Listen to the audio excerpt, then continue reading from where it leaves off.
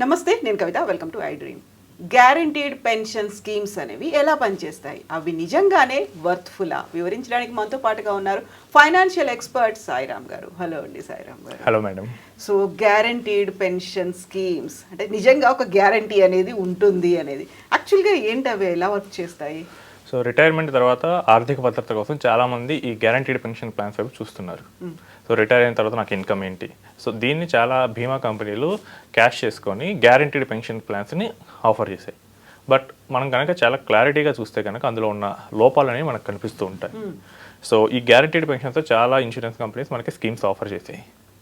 But అక్కడ మనకి ఏం చేస్తాయంటే వాళ్ళు ఒక 45 years ఉన్న పర్సన్ మీరు నెలకు ₹1,00,000 చొప్పున ఒక 10 years కట్టండి, ఒక 5 years మీరు వెయిట్ చేయండి, ఆ తర్వాత నుంచి మీకు ఎవ్రీ ఇయర్ 1 lakh ఇస్తానంటారు. ఇక్కడ మిస్టేక్ చేసేది ఏంటంటే ఇప్పుడు ఉన్న 1 lakh వాల్యూ 15 years తర్వాత ఉండదు, ఇన్ఫ్లేషన్ మర్చిపోతారు. ఆ టైంలో సరిపోద్దా లేదా చూడరు. బట్ మనకి ఎంత కనిపిస్తుంది అంటే మీకు వాళ్ళు ఎలా చెప్తారంటే నెక్స్ట్ లైఫ్ లాంగ్ వరకు మీకు ఇస్తాం 1 lakh ఉంటుంది, అంటే 39 years పడుతుంది, అండ్ లాస్ట్లో మీరు కట్టిన అమౌంట్ ఇస్తాం లేదా డబుల్ ఇస్తాం. సో చూసేటానికి ఎలా ఉంటుందంటే మీరు 10 years కడతారు, కానీ మీరు 10 years 10 lakhs కట్టారు, కానీ మీకు 60 నుంచి ఏజ్ నుంచి 99 వరకు మీకు 39 lakhs వచ్చాయి, అండ్ లాస్ట్లో మీరు కట్టిన దానికి డబల్ వచ్చాయి. సో చాలామంది అట్రాక్ట్ అయిపోతారు.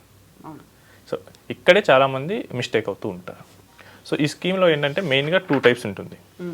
సో మనం పెట్టేది ఏంటంటే అక్యుములేషన్ అంటాం. సో మనం ఎవ్రీ ఇయర్ మనం కడుతూ ఉండాలి ఫస్ట్. సో అదే 10 years ఉండొచ్చు, 15 years ఉండొచ్చు. సో దీన్ని అక్యుములేషన్ ఫేజ్ అంటాం. ఆ తర్వాత డిఫర్మెంట్ పీరియడ్ ఉంటుంది. సో మనం ఎన్నాళ్ళు అయితే వెయిట్ చేయాలి. ఇప్పుడు మనం స్కీమ్ అయిపోయిన తర్వాత అంటే మనకు కట్టడం అయిపోయిన తర్వాత ఒక 5 ఏళ్ళు లేకపోతే 15 years మనం వెయిట్ చేయాల్సి వస్తుంది. సో దాన్ని డిఫర్మెంట్ పీరియడ్ అంటాం. ఆ తర్వాత మనకు పెన్షన్ వస్తుంటుంది. ఇది యాన్యుటీ ఫేజ్. సో చాలామంది ఏంటంటే ఈ డిఫర్మెంట్ పీరియడ్ని చాలా తక్కువ అంచనా వేస్తారు. మీరు కనుక 12% పీరియడ్తో మీకు అమౌంట్ కనుక పెంచుకోగలిగితే ఈ 6 years డిఫర్మెంట్ ఉంటే కనుక మీకు రావాల్సిన కార్పస్ సగానికి సగం అయిపోతుంది. సో దాన్ని చాలామంది మిస్టేక్ చేస్తూ ఉంటారు. మీకోసం ఒక స్పష్టమైన ఎగ్జాంపుల్ చెప్తాను.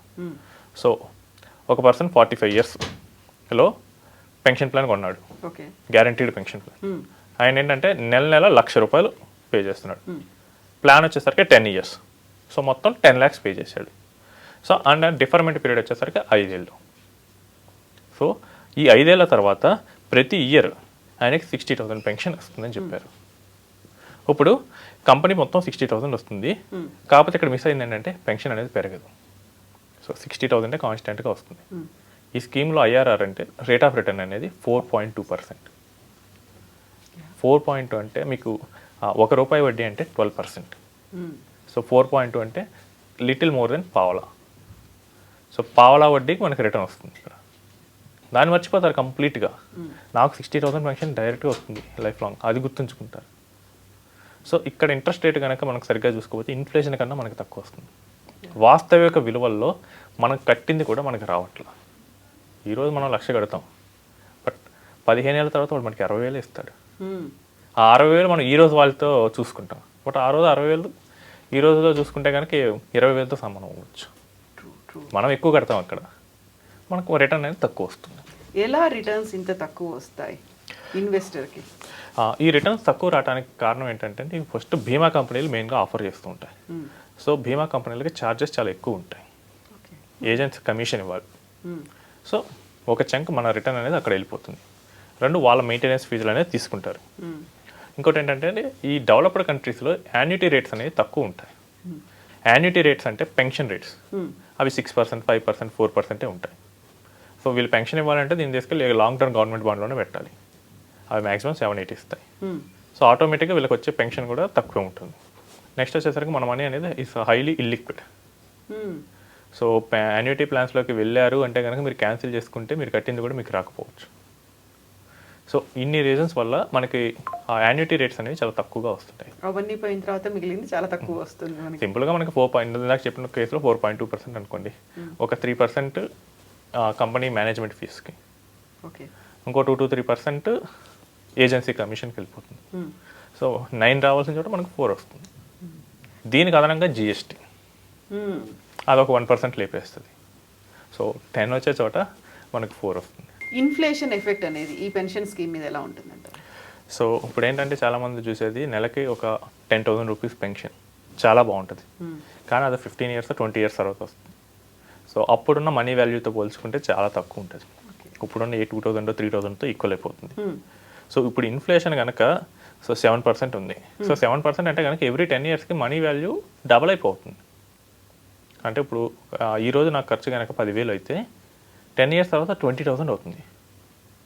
నాకు 20 ఇయర్స్ తర్వాత 40,000 అవసరం అవుతుంది. బట్ అప్పుడు నాకు 10,000 ఇస్తే మిగిలిన 30,000 ఎక్కడి నుంచి వస్తుంది? సో రియల్ రిటర్న్తో పోల్చుకుంటే కనుక మనకు వచ్చే పెన్షన్ రిటర్న్ చాలా తక్కువ ఉంటుంది.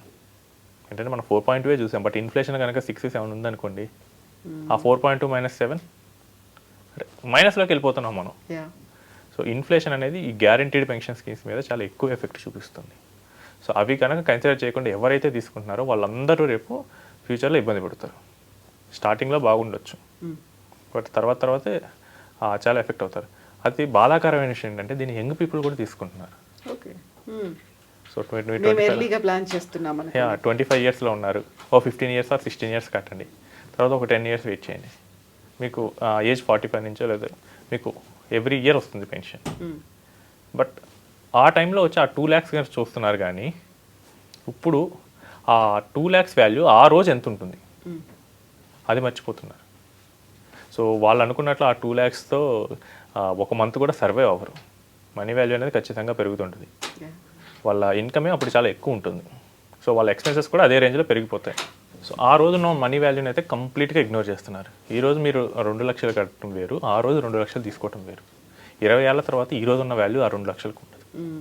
సో రియాలిటీలో లాస్ అవుతున్న విషయాన్ని చాలా లేట్గా గుర్తిస్తారు.